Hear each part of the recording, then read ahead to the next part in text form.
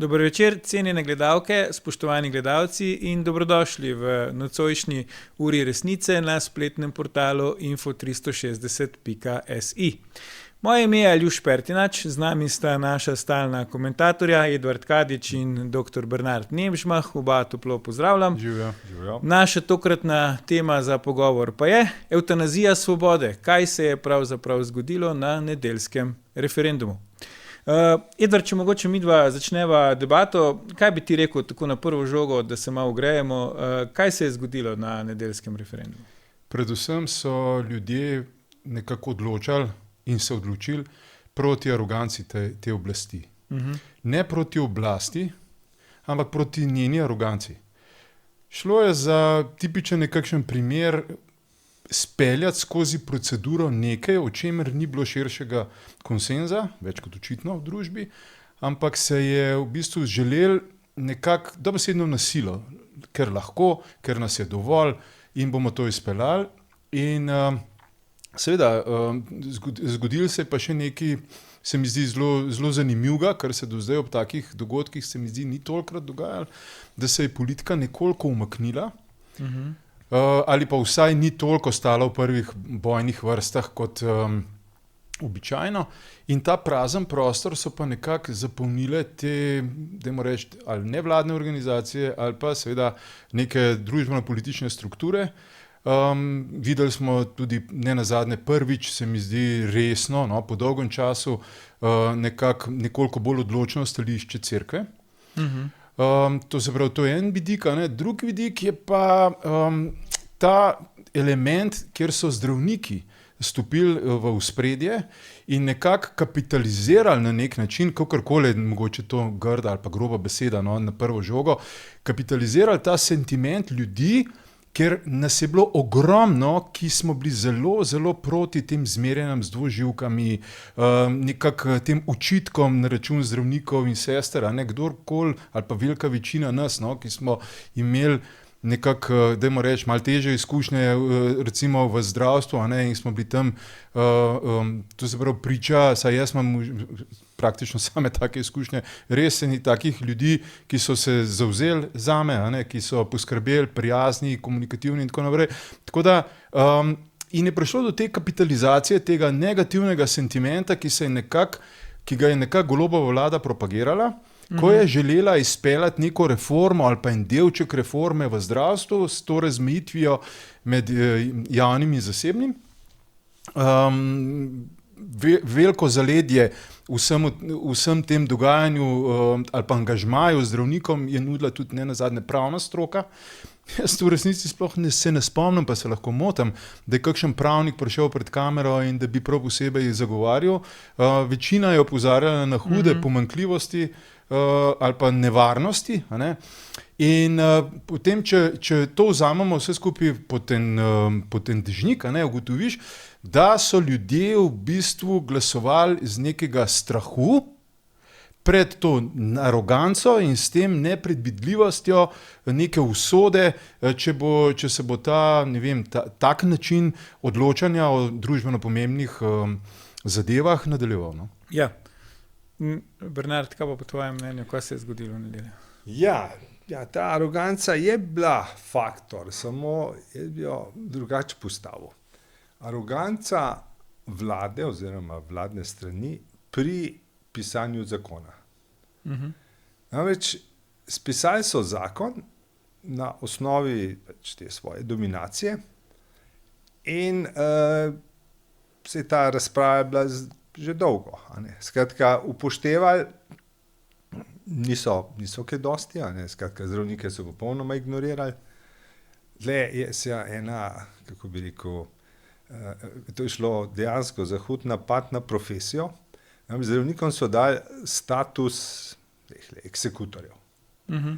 Saj to ni prvič v zgodovini, da ima družba eksekutorjev. Včasih je bila ta poklic rabelj.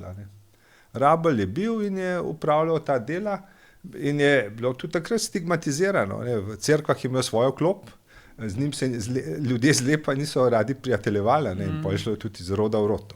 Ponekod je bil tudi, se ni vedelo, kdo je. Je bil zakrinkan. Različne oblike so bile. No, in zdaj so dali pravzaprav status tega rablja zdravnikom.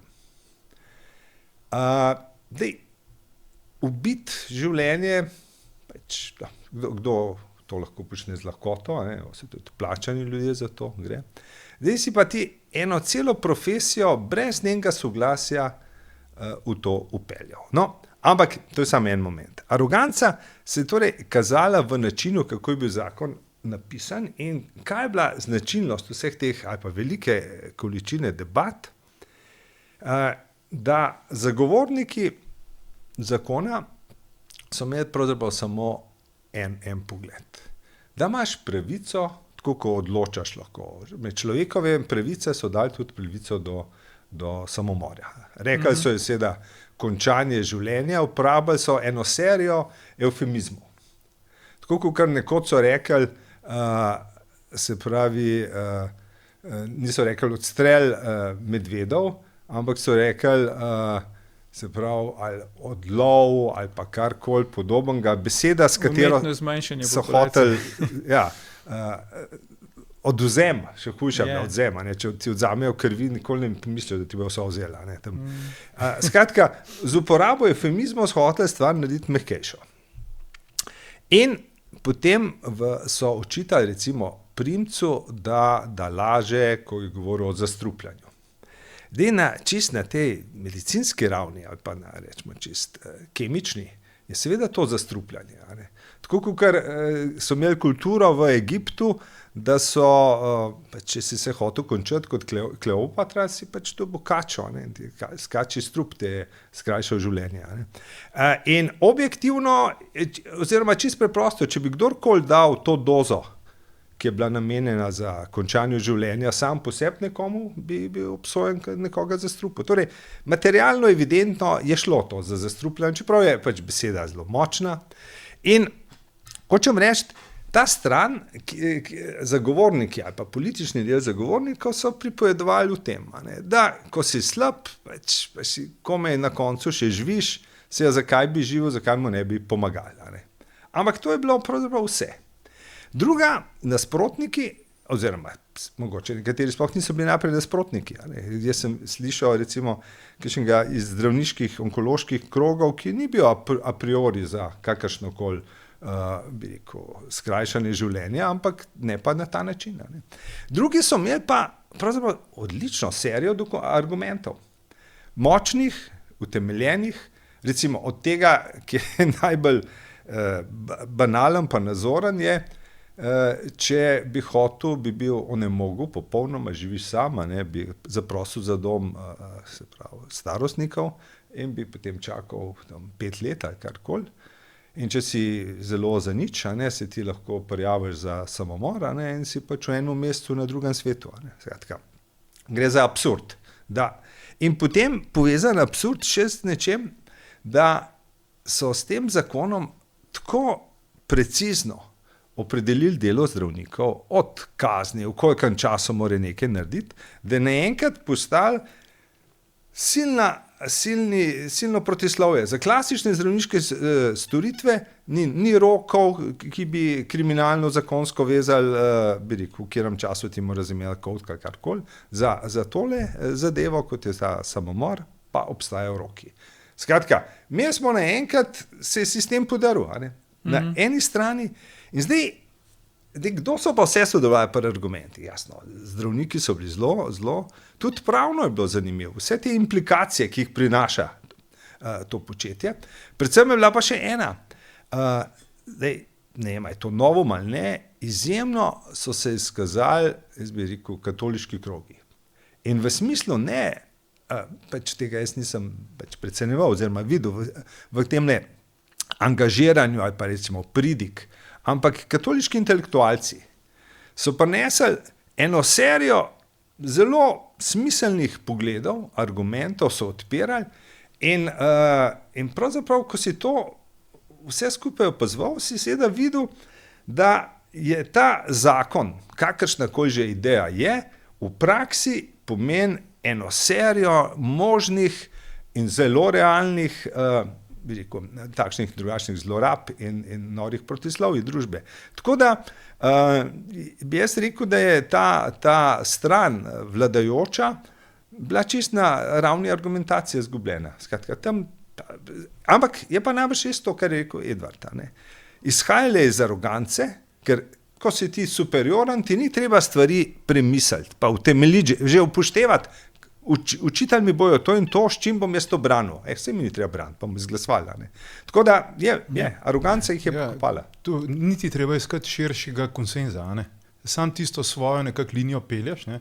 In jaz sem tukaj, glede tega, da se je pokazal, pa še nekaj se mi zdi zelo pomembno. Ta rast ali pa, kako bi rekel, ta veter v jadrih, ujet veter v jadrih teh, dajmo reči, desnih organizacij, to se pravi nevladnih organizacij, je zelo zanimiv, zaradi tega, ker politika se je pol koraka umaknila nazaj, in ni bila nekako v prvih bojnih linijah, videli smo celo te novi kandidati so bili zelo medli, nisem novi kandidati, te, ki so nazadnje vstopali v politični prvi, so bili zelo medli, v bistvu, kada mička ne bi upali, ne bi hoteli in gledali, kam veter piha, pol bojo pa skočili tja, pa iz tega nekako poskušali nekaj kapitalizirati. No, ampak meni se zdi zelo pomembno, da je pri političnih strankah, pri angažmaju političnih strank, seveda je ta ideološki moment pomemben. Ampak v politični stranki, vsi tisti, ki sam mečkam poznamo dogajanje,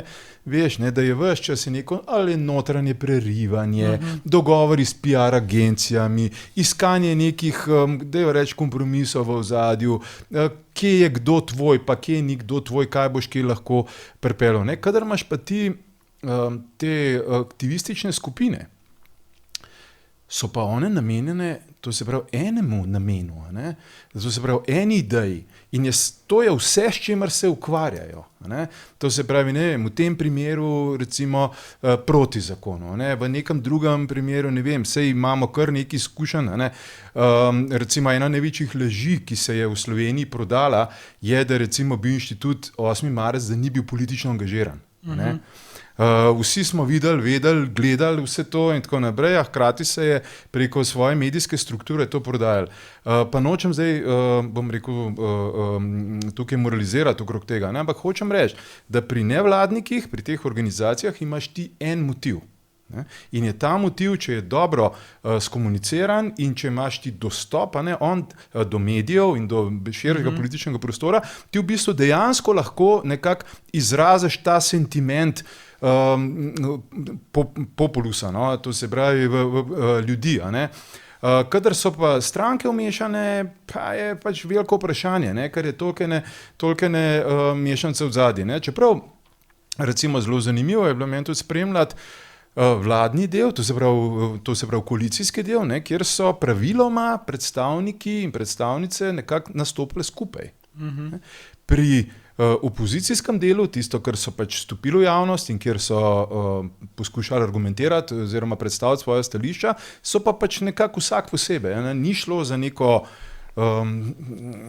skupen družni nastop pred kamerami, kar jaz mislim, da je bilo tudi dobro, da se pač pove neka stališča, hkrati pa ta prostor, izpraznen prostor v bistvu političnih strank, da lahko nevladne organizacije oziroma te družbeno-politične skupine nekoliko močneje artikulirajo celotno idejo. Je pa res, da kar se tiče angažmaja tega cerkvenega, pa ne samo rimokatoliške, v bistvu vseh teh, to se mi zdi najprej prav omeniti, da ni bila samo rimokatoliška cerkev, ampak da več ali manj so se vse cerkve nekako opredelile oziroma branile tisto, kar je nekako osnovno izročilo ta svetost življenja in tako naprej.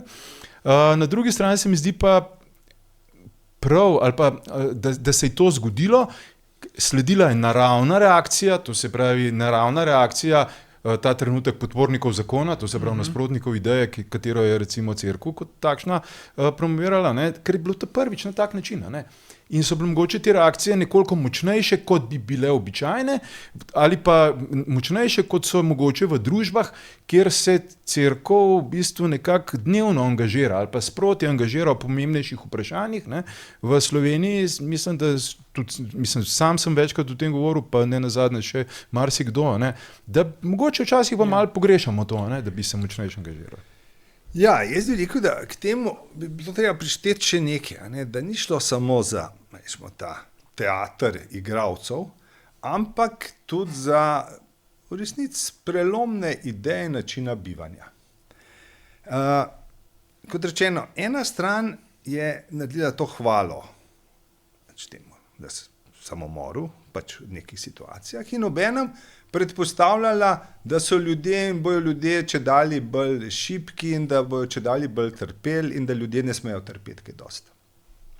Druga stran, jaz sem katoliška, ampak tudi rečimo iz tega kateregakoli vitalizma, je pa šla, da je življenje nekaj pravzaprav, kar moraš sprejeti, se boriti. In zdaj, če dam en tak primer, teh, ki danes več ni, kot smo jih imeli sokole pa orle. Kaj je bila njihova značilnost? Njihova značilnost je bila to, da je bil del vsakdana gibanje, vaje, uporaba telesa. In to ni šlo v tem smislu, kot smo imeli partizan pa šport, da si to bil dober, ker si en šport gnal. Tle je šlo za razvoj telesa na vseh ravneh. In zdaj, če vzamemo pa samo par primerov. Leon Štukelj, mož je imel 101 leto, živo je sam, potem, ki je bil vdovc, mislim, da v prvem ali drugem nadstropju. Nekega dne je bil švoh, pokliče prvo pomoč, pride dol do rešilca, se usede in pol na poti nekje med prosegom izdahne. Skratka, imamo torej zgled, kako je nekdo lahko bival v metuzalemskih letih do konca, ampak ne zato, ker mu je država kaj nudila, ampak ker je sam skrbel za svojo čilost. Spomnim se telovadca, nekdanjega pa športnega komentatorja, profesorja Draga Vlage. Sem delal intervju z njim, imel je 93 let in ga vprašam, sem rekel, še tečete v planici? Ja, prav, veste, zdaj sem na smučeh, prav, veste, malo sem slab, ne morem več po stopnicah. In kaj bo zdaj odgovor? Prav, zato sem pa povečal, zdaj na dan 2 uri telovadam, da bom spet v isto formo prišel. Skratka, imamo torej idejo, da lahko tudi 90-letnik skrbi za svojo čilost in to je tudi na nek način zelo povezan z načinom družbe. Skratka, ali v tem smislu, ali boš ti skrbel, bo država boš čas skrbela zase, ali boš ti pravzaprav da bojo stranke ali pa politične ideje spodbujale tudi aktivnost posameznikov. Kaj boš naredil zase, da boš v takem in takem stanju? Ker zdaj je zelo preprosto, nekdo, ki do visokih let se ni gibal, je jasno, da bo potem sam z vozičkom ga bo lahko kol vozila. Skratka, tudi za ta vprašanje je šlo. Šlo je za serijo in konc koncev, ali pa vsi vzavajo ena stvar, ki je meni nenavadna. Zdaj, človek vidi študentarijo in imajo tam 20-letniki, ki se pogovarjajo, ima ponad pri sebi že kakšen aspirin. Jaz ne vem, Edvard, se ti spomni svojega študentske dobe, da si šel na faks, pa smo si aspirine med seboj dali. Ne, kakšnega takrat, vse ostalo. Ampak hočem reči, kaj to pomeni? To pomeni, da ta družba, kdo bi, Putin bi rekel pomehkužena, zahodna, ampak kljub vsemu, družba, ki ni sposobna sama v sebi se soočati z nekimi tegobami in jih sama premagati. Ampak bo klicala na pomoč, torej odpeljte me, ki je mrliška verca ali karkoli, ker zdaj nevarnost, v čem je bila zdaj zapeljivost tega dialoga okoli tega zakona? Povejo samo enih par bo. Ampak pa se greš. Če ima lahko pravico, ki ima neznosna bolečina, je tudi nekaj, kar se ne da definirati. Sej nikakršnega ni bilo lestvice, ki bi kdo meril. Po drugi strani je pol jasno, zakaj pa, če je nekdo, ki bi delal samomor, mlad človek, neznosno mu življenje. Zakaj mu ne bi dal njemu pravico, nekomu drugemu pa? Hočem reči, to je pripeljalo do absurda eno serijo ljudi in še nekaj se je zgodilo, da to je ponujalo razmišljanje. Ti si, recimo, kaj s tem, športni navijači, rečejo, bravo, naši, dobra finta je bila in je to pol dialog v gostilnah. Zdaj v tej priložnosti, v tem primeru je šlo pa za to, da ko so se ljudje pogovarjali so lahko tudi sami neke primere dali, argumente, so lahko pravzaprav dejavno razmišljali. In jaz bi rekel, da mene preseneta, skratka, ena serija ljudi, ki bi pripisal zaradi teh libertine ideologije, ki jo nekako gojijo, da bojo absolutno za zakon. Ampak so ne, najdali so argumente in so videli, da je stvar protislovna. In v tem smislu jaz bi tako rekel, to je bilo zdaj dejansko, jaz bi rekel, bolj kot politična stvar je bila zmaga razuma. Pa še ena malenkost, če bi se navezal tukaj, ne, da je tisti komentar od Roberta Goloba, ne, da imajo pač tisti otroci, ki imajo starše žive, imajo smolo in tako naprej, je nekako odprl točno to, kar je Bernard govoril, ne, da je ta zavedanje v družbi postala nekoliko močnejša, da pač materialna raven je zgolj ena od ravni. Da smo začeli, ali pa da je družba začela nekoliko, dobro, na eni strani s kritiko te izjave in tako naprej, ampak družba kot takšna je začela bistveno globje razmišljati o tem, da je pač denar je seveda ga potrebno imeti, in tako naprej, ampak ni pa to vse.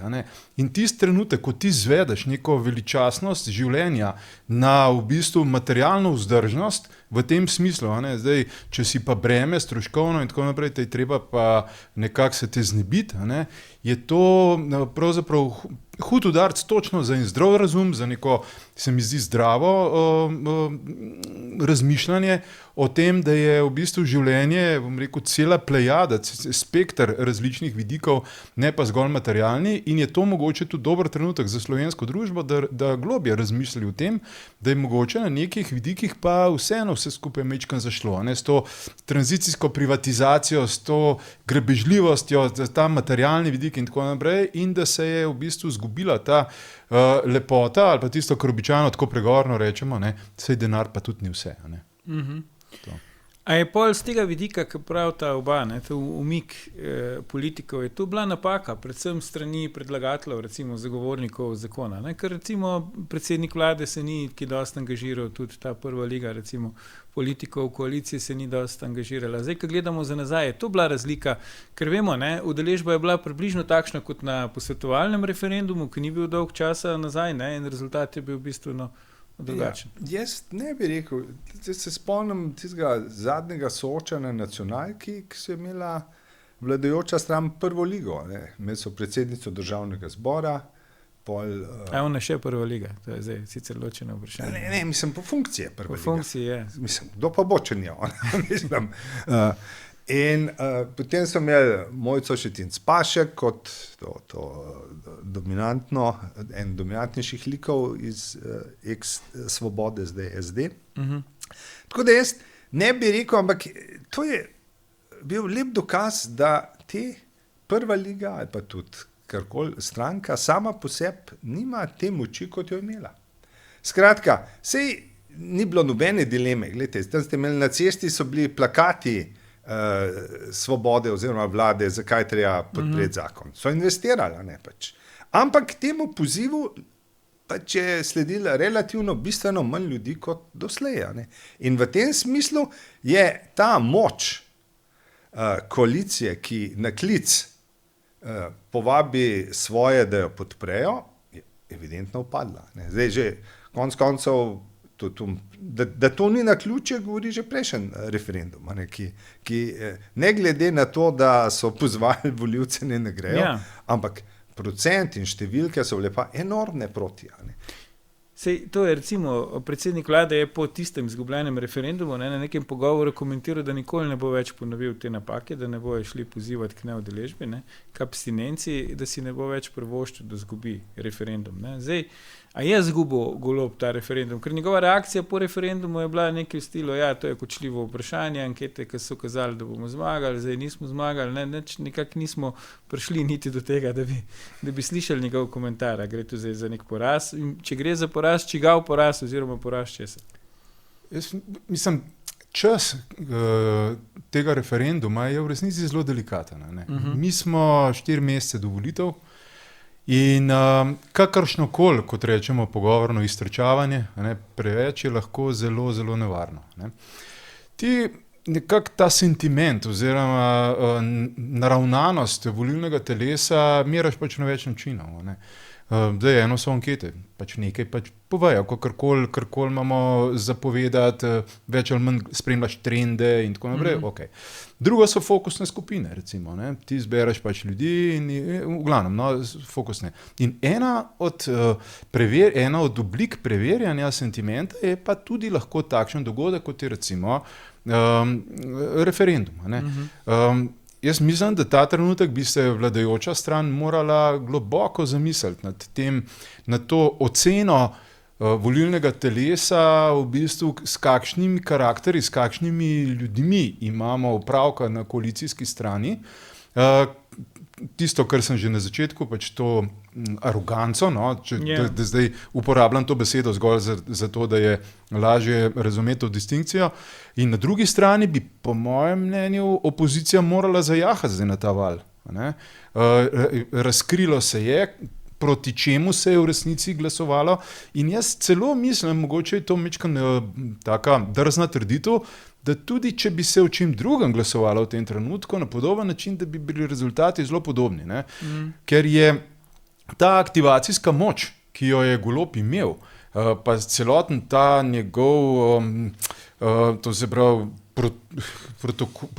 te protokoli v ozadju, kako izpeljati neke ideje v življenje, so trenutno se izkazale, da definitivno šibijo. Ne moramo reči, da ni nobenega vpliva, ampak definitivno šibijo in to je naravno nek trenutek, kjer bi ga opozicija morala nekako izkoristiti, koalicija bi se mogla pa nad tem zamisliti. Ne. Večkrat očitno nekaj ni vse v redu s takim načinom vladanja, da se ljudje tako odzivajo, ne, da za karkoli se že postaviš, na koncu izpade, da so ljudje proti tebi ali pa da te veliko manj podpirajo, kot bi človek pričakoval ali pa mislim to, da bi si želel večjo podporo, pa itak. Ne. Tako, no. Ja, zdaj pri tej stvari je tako, no, da sam referendum se mi zdi zelo dragoceno, da se je zdaj v Sloveniji precej razširil, ker smo dobili en moment švicarskega principa. V čem je moč referendumom na Švici? Je v tem, da se vlade zavedajo, da lahko zakon pade. In ko se zavedajo, da lahko zakon pade, poskušajo delati zakone bolj v soglasju tudi z opozicijo in z delom javnosti. Ta korektiv, ne samo za Goloba, tudi za bodoče vlade, se mi zdi, da je zelo pomemben. Konec koncev SDS je naredila tudi eno veliko neumno z unim zakonom o vodah, ki je enako trmoglavlja in je pač bil fiasko, kakorkoli. Pustimo, da so vedno manipulacije v njih, ki mu nasprotujejo. Drugo je pa tole vprašanje. Ne? Zdajšnja Golobova strategija se je pokaže kot samouničujoča. Začel je kot nekdo, ki bo združeval. Tu, če se spomnimo najbolj očibijočega spektakla, takrat v soočenju na nacionalki, ko sile bivšega KUL-a, kaj so bili SD, pa Levica, pa Lista Marjana Šarca, pa Bratuške, ko sredi oddaje zapustijo demonstrativno studio. Zvit Jelinčič je vedel, da bojo to naredili, pa že šel že prej. Ampak Golob, ki je bil pa na drugi strani, je pa vstal. On je kljub vsemu formalno deloval kot pomiritelj. Ni šel, on bi tudi celo izklopil, rekel, ne bom več sodeloval. Še lažje, kot oni, mu ne bi bilo treba. In tudi v svojih nastopih pred prvimi volitvami je govoril precej tolerantno do cerkve in religije. Bil je, saj na videz je združval. No, tudi zdaj, še pred kratkim, je govoril, da ga cerkveno zvonjenje ga navdihuje in po smrti papeža Frančiška je rekel, da je bil to njegov velik vzornik. Samo geste so pa bile, bi rekel, politični zakoni, ki so jih sprejemali in ostali so bili pa tudi konec, jasno. Če tako gledamo, če ne ubije ene izmed zapovedi, jasno, da se bo cerkev nastopila proti, če ne lahko zapusti svoje poslanstvo. Ampak ne samo to, vzemimo, v kakšen spopad je šel Golob z zdravniki? Z celim poklicem. kakšen spopad gre z obrtniki in zasebnim pač kapitalom.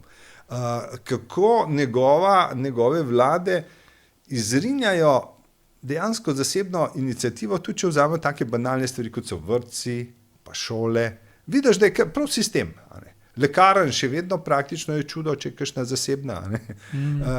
Na celi črti, torej, on si producira sproti dnevno nove antagoniste. To ni posebej nič spodbudnega. Po drugi strani je pa to, s čimer je nastopal kot človek dejan, pa sprejme en zakon, drug, tret, se pa vse skaže, da vse, kar on napove, nič ne drži. Je neizvedljivo. In tudi stvari, ki so tako imenovani bombončki ali pa darila, po mojem mnenju bojo bolj manj neučinkoviti, zato ker ko recimo, da se ne da on, da pač bodoče zadolževanje, da iz bodoči proračun bo kriv te božičnice in podobne, je seveda jasno že vsem, da on to počne samo zaradi volitev. Torej, če imam to možnost, da bom ta denar dobil, ga bom vzel, ampak to me k ničemer ne zavezuje, da mi jaz potem volil zanj, niti se ne bom sprejel, da je zdaj on intimno meni pomagal. Skratka, na tej ravni jaz vidim, da pravzaprav ne more drugam. Skratka, sploh nekaj spremeniti. Tisto, kar bo zame zanimivo, je, kako bo ta koalicija naprej funkcionirala. Ne smemo pozabiti, pred zadnjimi volitvami so se vsi samo ukinili, zato da so zmanjšali svojo dejavnost, da so bili odskočna deska za skupnega voditelja. Naenkrat je samo še Golob govoril v imenu vseh, in ostali so samo statirali. Nobenega oponiranja ni bilo. Zdaj imamo neke majhne geste, ki so komaj da opazne. Kdaj kakšna SD ali pa Levica za kaj ne glasuje, pa kdo drug glasuje. Da je to vprašanje, a bojo ostali, tako rekoč, v tem paktu tega simbioze, idilične družine do konca, ali bodo med sabo prišli v konflikte. Namreč te konflikti so lahko politično tudi dragoceni. Dragoceni v tem smislu, da smo imeli serijo v mnogih deželah, da recimo vladajoča stranka razpade na dva dela, en tako imenovani progresiven novi, proti ostalim in pol okoli nje se etablirajo sile za naslednje volitve. Zdaj v tej situaciji jaz nič takega ne vidim.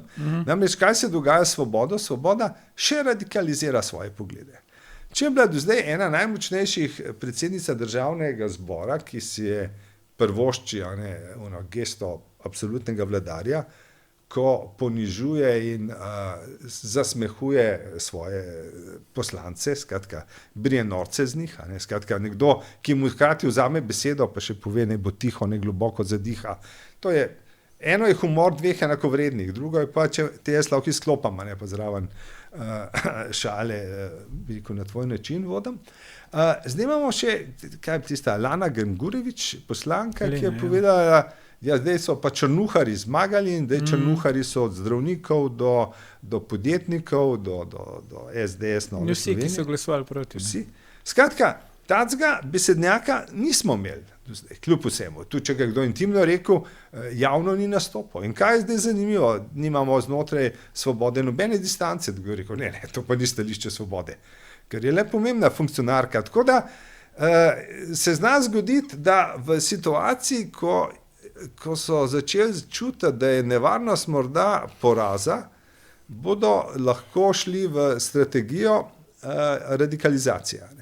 Računajoč, da to pomaga. Preden pridemo do te radikalizacije, Edvard, se mi zdi vredno, da še malo pokomentiramo vseeno, malo se tega že dotaknila, te javnomnenjske ankete.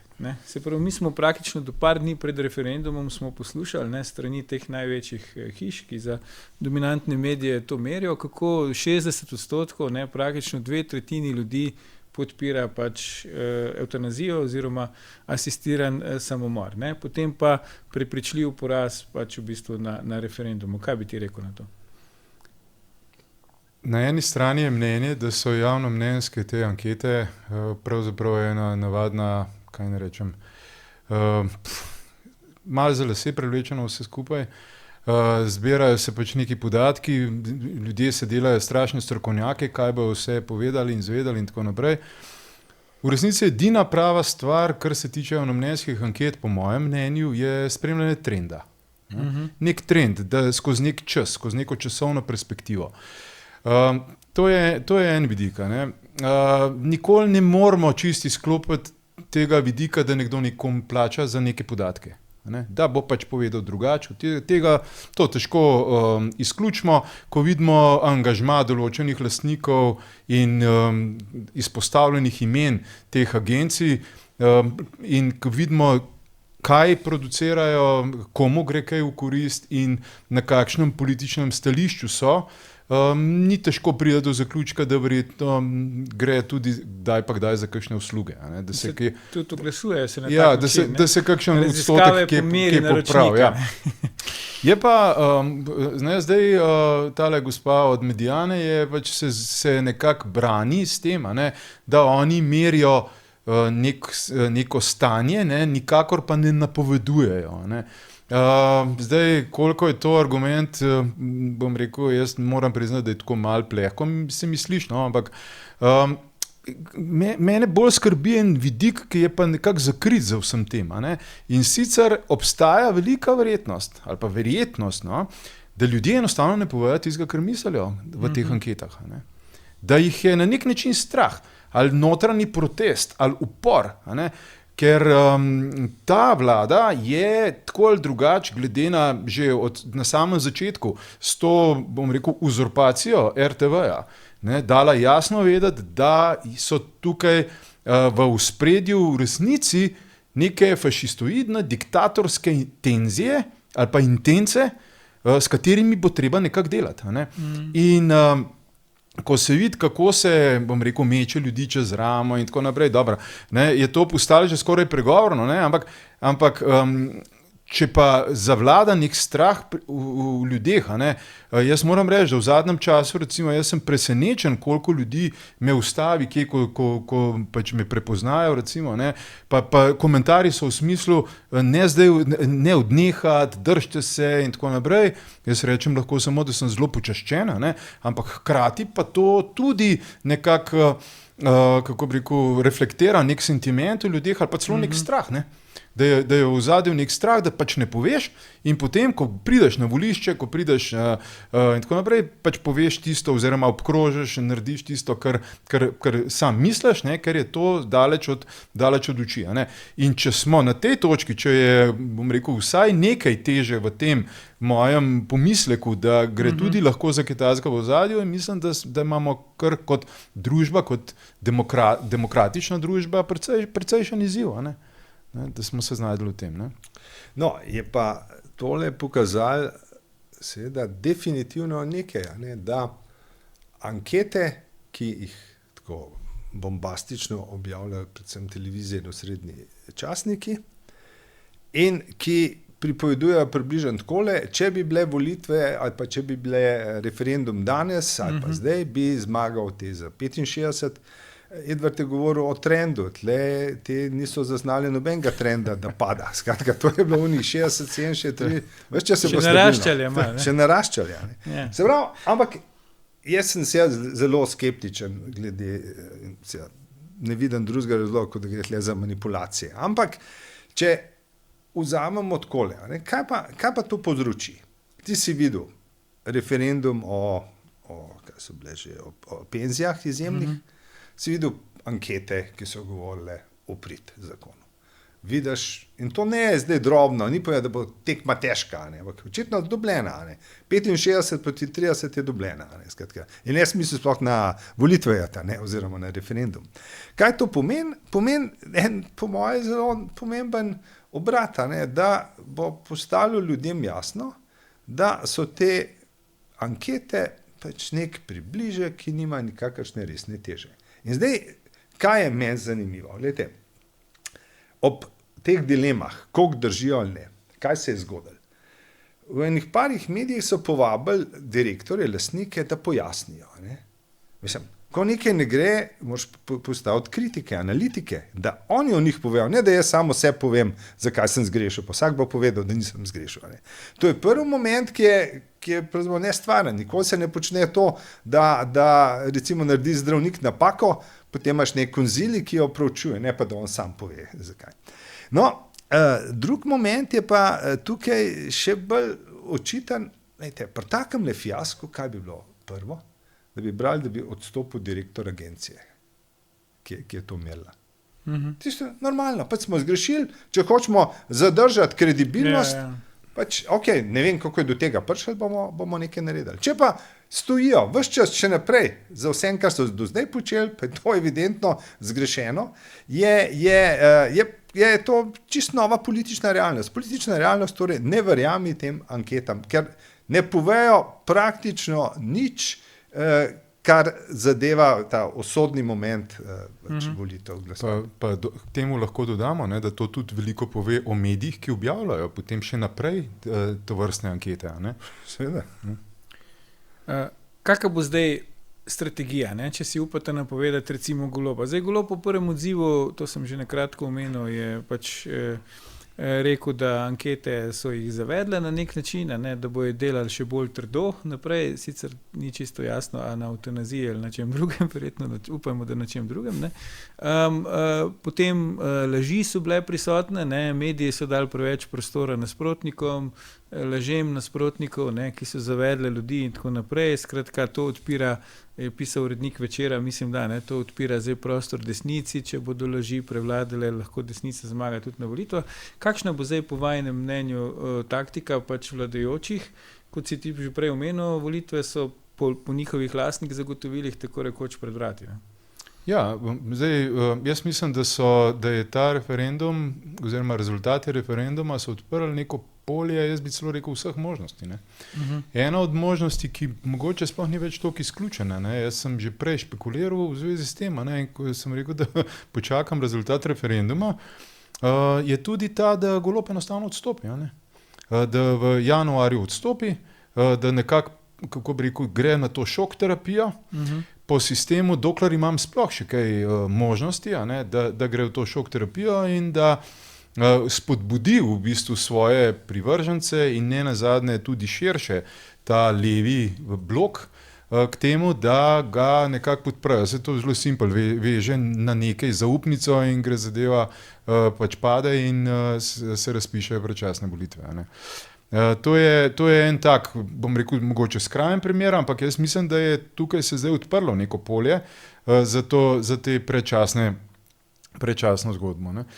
Druga stvar pa je, da, tako kot sem rekel, ne, jaz mislim, da je nek dodaten vir informacij, to se pravi glede sentimenta, glede naravnanosti, na kaj volivci ta trenutek stavijo, tisti moment, ko ti z enačbe umakneš anti-Janša sentiment, kar naenkrat dobiš neko, kako bi rekel, spremenjeno situacijo, brez gravitacijske točke in ki je za to vladajočo koalicijo v tem trenutku precej nepredvidljiva. Ne.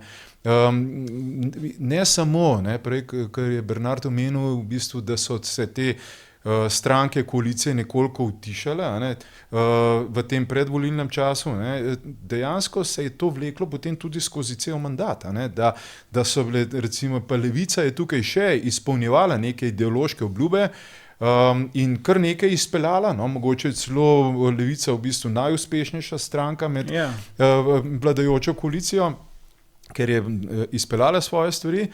Ne, in je tukaj zdaj, se pravim, dobro vprašanje te cene, ki bi jo plačali tudi vsi ostali za, recimo v tem primeru ali predčasnih volitev ali pa v tem izteku teh 3 mesecev. Ne.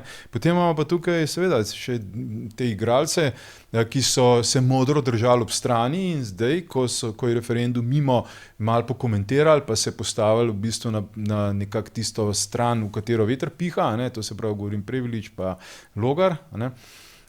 Mene je začudilo v bistvu, da se nista nekako pozicionirala, ne, ampak pač to je nek sentiment, ker ne nazadnje na koncu dneva se nekako tista, kako bi rekel, politična odločitev ali pa dobiva, no, volitve, ne, je v bistvu sredina odločilna, ne. Ta del nekako neopredeljen, ko ne veš, kam nekako gleda in ki je mogoče celo, dajmo reči, celo tako najbolj nekako razumsko gleda na vse skupaj, ali pa bolj razumsko kot vsi ostali, kjer je mogoče ta emocionalen sentiment pripadnosti stranki, voditelju, nekomu močnejši.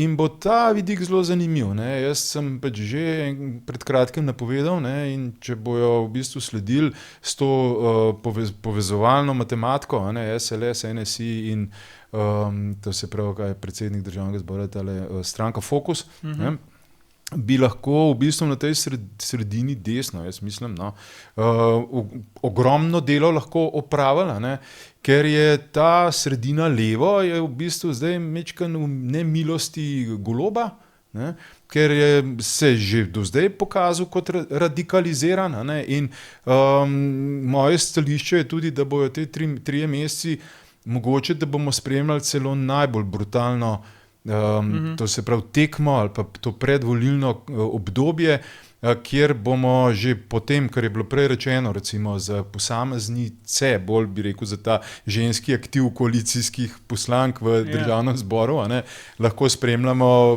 milo rečeno, nespodobne ali izjave ali tudi obnašanje od ljudi, ki naj bi bili, ne vem, šolani, vlikani, odrasli, ne, ker kažejo, da niso ne šolani, ne vlikani, pa očitno tudi ne odrasli, a ne. In bo ta brutalnost se prenesla, ker ne smemo pozabiti, isti ptiči skupaj letijo. Ne? In ta brutalnost se potem prenese v agencije, se prenese v nastope, se prenese v agitacije, v vse to se prenese. Ne? In na desni običajno poslušamo lahko več tega vsebinskega, argumentiranega, žal pogosto tudi strani volivcev spregledanega momenta samih programov, na levem polu pa nekoliko več, saj pri zadnjih volitvah je bilo to še posebej izraženo, poslušamo te PR floskule, te mogoče včasih celo majčkeno poceni, no, prodajo nekih argumentov in nagovorov. Tako da moje mnenje je, da bo karkoli se bo že zgodilo v naslednjih 3 mesecih, da je ta referendum odprl polje, bistveno bolj kot prej, ne, to se pravi tudi za eventualno predčasne volitve, in da bomo spremljali lahko izjemno brutalno, kar pomeni, da kdorkoli se bo pojavil od analitikov, komentatorjev, pa do seveda politikov, ne, bo šlo na nož vse povsod. Ne. Ja, zdaj nekaj, kar je dejstvo, je, da bo spopad seveda rab oder. In ta osrednje medije ima v veliki meri nekako povezane nase Golob in njegova vlada. Recimo, zelo tako banalno, vzamemo Delo, zadnjič gledam, posvetijo eno sekcijo striparjem, mojstrom, kot so Lunaček, Smiljanić in podobnim, imajo neke kratke pogovore z njim, ampak vpelje ga pa z fotografijo in z besedami kulturne ministrice. Nobenega razloga, zakaj bi jo povezala. Ne. Skratka, to financiranje zdaj kulturnega ministrstva, ki podpira velike medije, je prišel takole zelo v oči bodeče. A lahko samo en stavek tukaj, ker se mi zdi zelo pomembno, no, in bi se rad samo navezal. To, kar je zdajle, kar si rekel, ne, se je zelo lepo manifestiralo ob tem referendumu, ker mi na nacionalki nismo videli organizatorjev kampanje proti. Ne. Mi v resnici zdajle, ko je bil referendum končan, jaz moram priznati, da jaz ne vem, lahko se motim, ampak jaz ne vem, Primca nisem zasledil v studio nacionalke, ki je pravzaprav ta studio glih toliko od enih kot od drugih, če smo zelo brutalni. Ja, in zdaj ampak to je zdaj dejstvo. In že v tej kampanji so bile v velikih medijih bolj favorizirane, ko je bila ta stran vladna. Ne. Pa je izgubila. Ne. In zdaj, zakaj bi bilo pravzaprav nujno, kot je bilo doslej, da če imaš velike medije, šele takrat lahko dobiš volitve, bolj ali manj. Lejte, nekaj se je zgodilo, lejte, da če vzamemo zanimive ideje, ki so bile povezane s tem, recimo, s tem referendumom, so skakale po Facebookih, po malih portalih in danes si ljudje med sabo povejo ali pa signalizirajo, poglej to, poglej ono.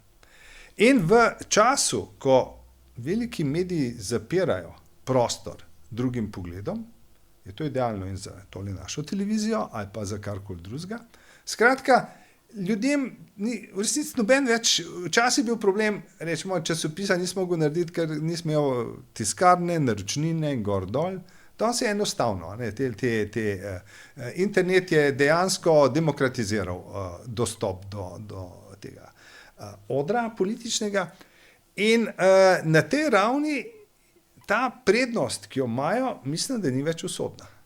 Mislim, da ni usodna in še nekaj je, ne, da recimo Golob ravna zelo, oziroma ta njegova vlada, kot da jo vodi ena propagandna skupina, neka PR. Ne. Kaj boš naredil, v tej potezi naredi to, pej do družine pokojnika, to bo zdaj najbolj. Skratka, vse je globoko premišljen, kaj ne naredil v kakem hipu, zato da bo ugodil publiki. Evo, zdaj pa je resno vprašanje, a je politika pravzaprav stvar propagandne industrije? Dejte, Trumpov primer nam govori, da je sicer uporabljaš ti lahko tudi PR službe in stalo, ampak on ima svojo substanco.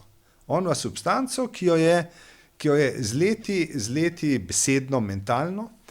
In jaz vidim, da je koalicija ima samo nekaj rekel. Ne. Recimo, lejte, zame tako, najbolj očiten je paradni konj levice, gradimo stanovanja.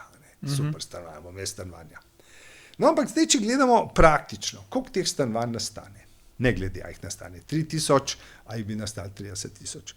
Dobi jih, recimo, tisočinka ljudi. Skratka, iz javnega denarja imamo kot tombolo, dobiva vsake toliko časa tisočinka ljudi, večina jih ne bo pa nikoli dobila. Sej, to je bila značilnost, če ne bi deloval komunizem in socializem naprej. Skratka, je razpadel. Skratka, ti imaš vnaprej jasen sistem, ki ne bo deloval. Glejte, v nekem kraju, če rečeš, bomo napeljali vodo, jasno mora vsakmu napovedati, ne samo vsak 10 bo dobil kanal. Pri stanovanjih je sistem, ki je ravno na ta način narejen. Ni narejen na tem, ok, pomagajmo tem, ki nimajo dovolj denarja, pa jim dobi neko subvencijo ali neko pomoč za stanarino, ampak zdaj bomo najdli nekaj srečkot oko loterije, ali pa bomo prepustili županom, da bojo oni odločali, kateri privilegiran del bo zdaj dobil do stanovanj. Se pravi, te gradijo na v resnici nekih, dobesedno so to floskule, in ker so imajo hkrati podporo velikih medijev, se jim zdi, da nič drugega ne rabijo. Da bi pa šli v kakšen predhodni odstop vlade in parlamenta, pa dvomim, zato ker jih vodi v resnici malo koristoljublje. Skratka, imaš pozicije, lahko, ko gledamo, vseh zaposluje kolegom, znancem, svojim podpornikom, se še kar najdejo službe ali pa funkcije. In po drugi strani je nekaj, očitno tudi ne verjamejo, da bi padec pomenil njihovo zmago. Zdaj, seveda, jaz mislim, da je velika panika med njimi, kaj bi prinesle volitve. Seveda, na zunaj ne boš rekel, da smo zgubili, pa ne, a bomo še, moraš držati ta pozitivni stampedo seb. Tako da, jaz mislim, da bojo to pravzaprav ene bolj zanimivih volitev v zgodovini, ker tudi dosedanje paradigme več ne delujejo. Novi obrazi, mislim, se je kaj še, ampak ni v veliki meri ne deluje, antijanšizem ne deluje. Skratka, na drugačen način se bo zdaj soočal s tem, da je pa še ena razlika, da te stranke na rečemo temu, ne postpartijski strani, so med sabo pač redno v neki konkurenci in polemizirajo. Spopadi SDS z Novo Slovenijo, dobro, so malo manjši, ampak vsaj besedni so, ne unijo na nož, ali pa Logar, SDS in drugi, skratka. Medtem, ko če gledamo tlele, Na levi strani do zdaj nismo imeli nobenih resnih ali pa opaznih javnih spopadov. Ja, že kakšno glasovanje. Ampak iz tega glasovanja nikoli prišel en antagonizem, da bi potem dva nosilca med sabo polemizirala. In zdaj, v čem je to zdaj neugodno? Neugodno je torej, da njihovi potencialni volivci vidijo vse skupaj to kot eno vrečo. Vsi so enaki, skratka, samo ali stojim za njimi ali ne. Tukaj pa daje vtis izbere, ali pa to, kot si ti omenil, ta poskus nastanka nove stranke iz ene etablirane pa dveh manjših, to je pač neko ustvarjanje nečesa. In zdaj, jaz kaj podobnega ne vidim na oni strani, je pa, tako bom rekel, ko vzamemo vse v obzir, se mi zdi, da sta vsekakor dva momenta pred nami. Eno je, da bo vsem prišel do enega preobrata, druga je pa, da se bo splačalo te kampanje opazovati. Ja. Opazovali bomo sigurno še naprej, še kar nekaj besed bomo tudi do takrat izrekli. Za tokrat pa Edvard Kadič, dr. Bernard Nežmah, najlepša hvala za vajina pojasnila. Sem prepričan, da sta dala našim gledalkam in gledalcem kar precej kosti za glodati, ki jih lahko uspešno glodate do petka, ko se ponovno vidimo. Do takrat pa seveda hvala za vašo pozornost, lahko noč in srečno.